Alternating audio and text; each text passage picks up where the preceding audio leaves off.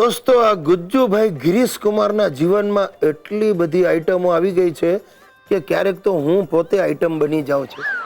પિક્ચરમાં જેમ item girl હોય ને એવી રીતે મારા જીવનમાં આઈટમ બોયની આવજા થાય છે. તમે બધા એને ઓળખો જ છો, રૂપેશ ઉર્ફે લુખેશ. સાહેબ, લુખેશ જેવો 420 માણસ તમને દુનિયામાં બીજો નહીં મળે. અરે એવા એવા એના કિસ્સાઓ છે. 500 નોકરીઓ એને બદલી છે. હમણાં એને એક જગ્યાએ નોકરી મળી કેશિયરની.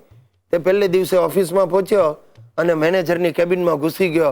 હલો સર, આઈ એમ રૂપેશ કરીને હાથ મિલાવ્યા.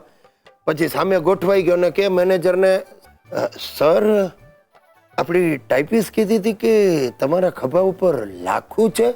ને મેનેજર ઉછળ્યો, વોટ નોનસેન્સ, તદ્દન ખોટી વાત છે. એવું હોય તો સર આપણે શરત મારીએ 1000 રૂપિયાની, ન હોય તો મારે તમને 1000 રૂપિયા આપવા. મેનેજર કે ઓકે. એણે તરત શર્ટ કાઢ્યું, ક્યાં છે લાખું, બતાવ. એટલે લુખેશ કે સોરી સર, આ લો 1000 રૂપિયા અને થેન્ક યુ, કારણ કે મેં સ્ટાફ સાથે શરત મારી હતી 5000 રૂપિયાની કે કેબિનમાં આવીને હું તમારું શર્ટ ઉતરાવીશ. સાહેબ, એનો નોકરીનો આ પહેલો ને છેલ્લો દિવસ. હવે આ લુખેશિયો હમણાં થોડા દિવસ પહેલા મારી પાસે આવીને મને કે ગિરીશિયા ભાઈ, આજે તારી ગાડી મને જોશે, મારે ગાંધીનગર જવું છે નરેન્દ્રભાઈને મળવા.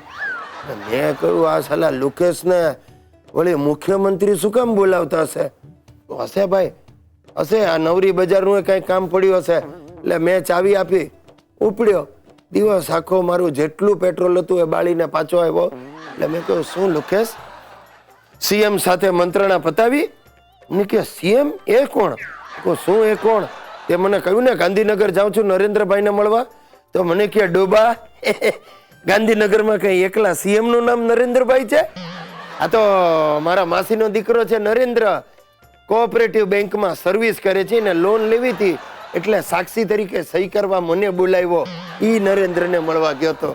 બોલો, આપણામાં એવી માન્યતા છે કે પંચકમાં જો કોઈ ગુજરી જાય ને તો એની પાછળ બીજા 4 જણને ઉપર લેતા જાય. હવે અમારા દૂરના એક સગા ભાઈલાલ કાકા એ ગુજરી ગયા પંચકમાં, અને મારા દાદાને તો એના ઉઠમણામાં લૂઝ મોશન થઈ ગયા. મારો વારો. 2-4 સગાવાલા તો છેલ્લી વારનું મળવા આવી ગયા મારા દાદાને. બાપાએ આમ મનમાં રાજી થયા. એ મને કહ્યું, બાપા હવે વ્હીલ બનાવી લ્યો. હવે વ્હીલમાં શું બનાવવાનું? કઈક વ્હીલ વગરનું એક જૂનું મોપેડ હતું એ, અને અમારા ગામમાં એક જૂનું મકાન એ છાપરા વગરનું. બાપાના મનમાં એમ કે જે જમીન તો ખપ લાગશે. હવે આ વાત થઈને બાપાએ તો વ્હીલ બનાવી લીધું. પછી મારા દાદા વધારે વકર્યા. હવે કે ભાઈ, હું તો થોડા દિવસનો મહેમાન છું, તો મને જરા શીરો ખાવાનું મન થયું છે. ચોખ્ખા ઘીનો શીરો કરીને મને ખવડાવો. બધાને થયું હશે દાદાની છેલ્લી ઈચ્છા છે. તે શીરો કરીને એને ખવડાવવા માંડ્યા. થોડા દિવસ ગયા એટલે દાદા કે હવે આવતા હવે મળશું. મારી છેલ્લી ઈચ્છા છે, મને બદામની રાબ પીવડાવો, એમાં તુલસીના પત્તા નાખજો. હાલો હશે, રાબ પીવડાવો ડોસાને. તે રોજ રાબ ચાલુ થઈ. હવે અઠવાડિયું, 2 અઠવાડિયા, મહિનો વીતી ગયો. દાદા શીરો ખાઈને રાબ પીએ ને ધીમે મારા દાદા ગલગોટા જેવા બનતા ગયા. ભાઈ, એમને જે થોડી ઘણી જૂની શરદી હતી એ આ તુલસીના પાંદડાને લીધે હમૂળગી ભાગી ગઈ. અને એમ સમજી લો ને કે 10 વર્ષ સુધી દાદાને કાંઈ પણ થાય ને એવા અણસાર નહોતા. મારા બાપા ખરેખર મૂંઝાણા. અને એક દિવસ તો દાદાને એને મોઢા મોઢ કહી દીધું, હવે બસ કરો, આ શીરા ખાવાનું ને રા પીવાનું બંધ કરો. તમે તો અડે કડે થઈ ગયા, પણ હું ગુજરી જઈશ.